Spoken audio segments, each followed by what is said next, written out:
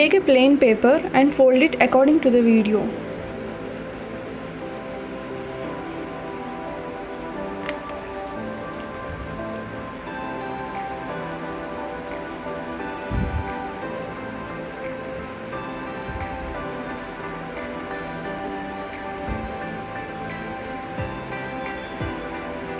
Now draw the shape with the help of pencil and cut it with the scissors.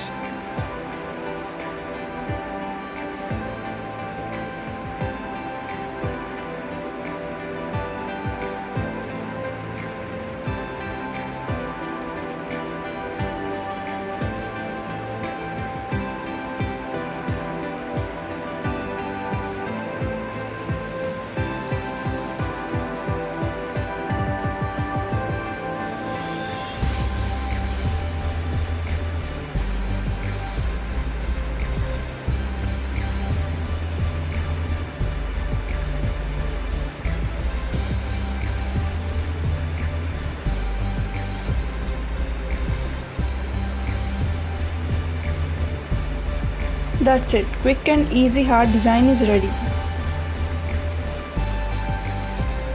Thanks for watching friends. Please do subscribe and share.